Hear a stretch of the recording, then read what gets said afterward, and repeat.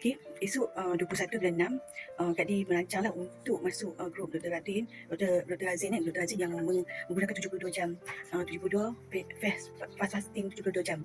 Jadi Kak Di mencadang untuk join bersama-sama lah. Tapi Kak Di nak guna minyak yang dibekalkan untuk yang disarankan oleh Dr. Razin, iaitu minyak minyak kelapa darah. Lepas tu MCT oil, minyak ketonis, dan satu lagi benda ghee.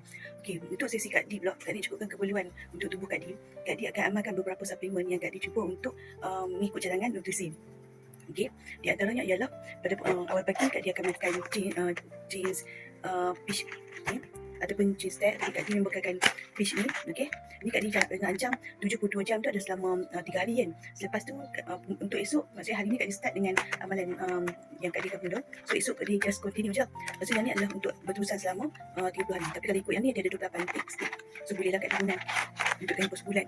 Okay, kenapa Kak Di bertujuan untuk join juga? Sebabnya pada 13 bulan Jun tu Kak Di check balik lah medical check up Kak Di. So Kak Di tengok dari segi visceral fat dia, Jones Parkinson 9, Sadila 9, Kak Di 13. So lemak dekat hati, lemak dekat dalam organ dalam ni macam tinggi lah, agak tinggi. Dan Kak Di juga perasan, sebab Kak Di sendiri pun rasa diri ni semakin sakit sendi, sakit badan. Jadi radang tu tinggi juga sebabnya jadi balik allergic bila salah makan. Jadi Kak Di beranggapan Kak Di kena reset balik tubuh. Jadi Kak Di akan ambil yang ni waktu pagi, Berpemin. Okay, Berpemin ni untuk buang angin lah. Lepas tu kalau badan Kak Di, untuk Kak Di sakit ke, Kak Di akan ambil pre-release capsule ni, sebab dia adalah traditional joint dan muscle pain. Dia pun tinggal tak banyak ni. So kita berjumpa lah apa yang kita ada. Berikutnya, selepas tu pagi, lepas Kak Di amalkan yang tu, Kak Di akan ambil ESP untuk protein sebanyak 3 scoop, iaitu 14 gram lah. So Kak Di guna perisa vanilla. Kak Di ada juga spek untuk perisa strawberry. Supaya siap, sebab ini aku dah tengok dah banyak.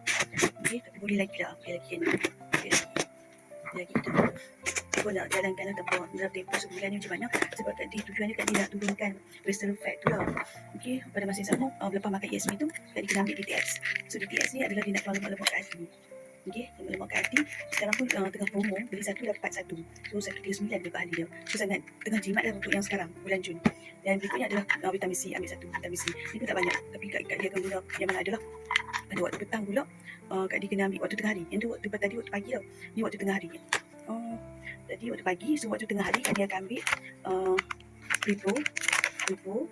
Okay, Prepo B-complex untuk tambah tenaga, Prepo untuk jaga perut, lepas tu Alfalfa untuk buang toksik, lepas tu Lecithin untuk membantu percepatkan pemecah lemak.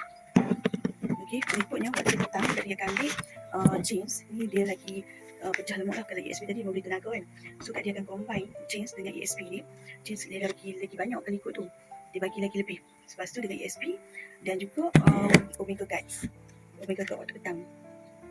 Omega Guard. So Omega Guard ni adalah minyak ikan. So dia lagi kali ikut tu, bila dia gabung ni, yang ni dia bantu tu pecah lemak. Tapi yang ni lagi power tau. Sekarang pun tengah promosi. Beli 5%, beli 5 cuma 1 bulan Jun. So waktu petang. Lepas tu waktu malam Kak Di akan ambil ni Rescue 2 kapsul. Okay, ni penggunaan Kak Di untuk tempoh sebulan ni lah.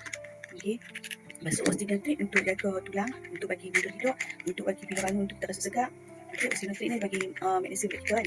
Dan juga mungkin untuk Kak Di akan ambil collagen. So collagen Kak Di ni tengah promo 15 sejut. So dalam tempoh 15 tu lah. Okay, kita cuba buat dengan apa yang kita ada. Okay, doa-doakan